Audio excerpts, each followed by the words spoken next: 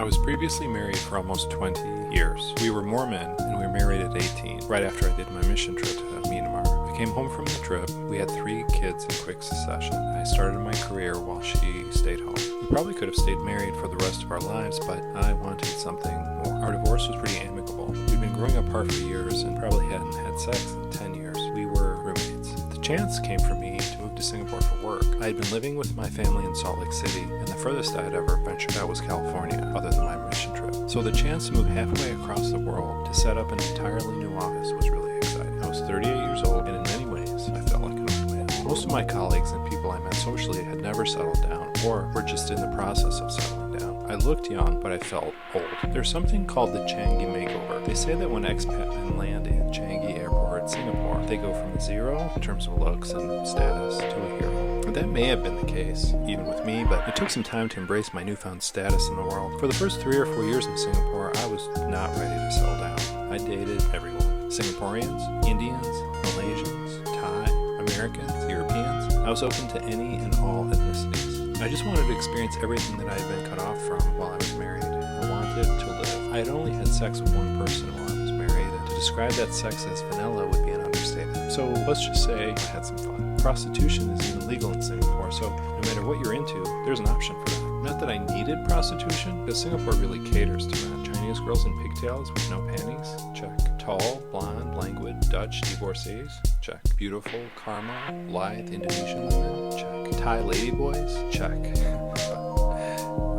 After 3 or 4 years, I really fell in the groove of Singapore. I had a social network. I knew the lay of the land. Business was doing really well, and we built up a team who were crushing it across the region. My kids, who were now adults themselves, would come and visit me a couple times a year. I was getting tired of dating. Everything felt so prescribed, and at a certain point, you meet a girl either online or in a club, which is much easier to do in Singapore than anywhere else I've been. You invite her out for dinner, small talk, take her back to your place, sleep together. Maybe you see each other again, maybe not. It's casual. Then there are also the girls whom you take out on one day and they attach themselves to you. I'm not sure what it is. Maybe the heat or the wealth or the opportunity, but I've seen more than one guy tricked and trapped in Singapore, which is exactly why I got a vasectomy my second year in the little red dot. I had a great mate, Marcus, whom I hung out with quite a bit on the weekends. He was really into Japanese girls, and he even had a membership to one of those Japanese clubs, or easy access, I guess. I was with him one Sunday afternoon watching a cricket game, and his latest fling, Himari, a gorgeous analyst who worked for DBS Bank, brought along a friend of hers, Kiko. Like most women in Singapore, she was a stunner and only 25 years old. I believe I was about 42 at the time.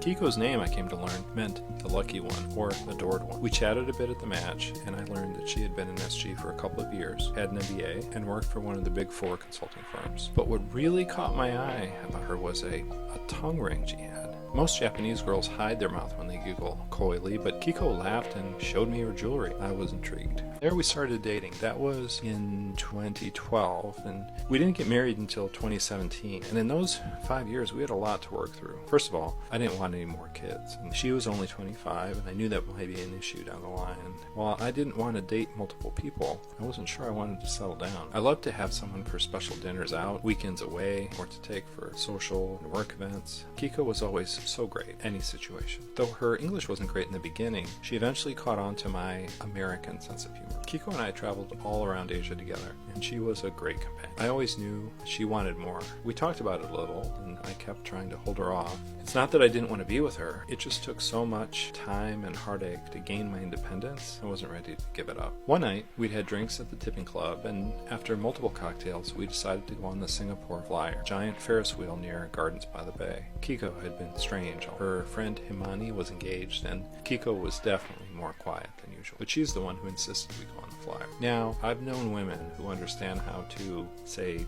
manipulate a man, but what Kiko can do on her knees puts every woman I know to shame. So we got into the capsule, and Kiko started going down on me. And I'm a little scared of heights, and she knows this, and she keeps teasing me. Stop, start, gentle, intense. She is driving me absolutely crazy at this point, and I am so close. But then she stops. She stands up and goes to sit on the other side of the capsule, staring out at Marina Bay Sands. She stands up and stares. I tried to talk to her, but nothing. She won't even look at me.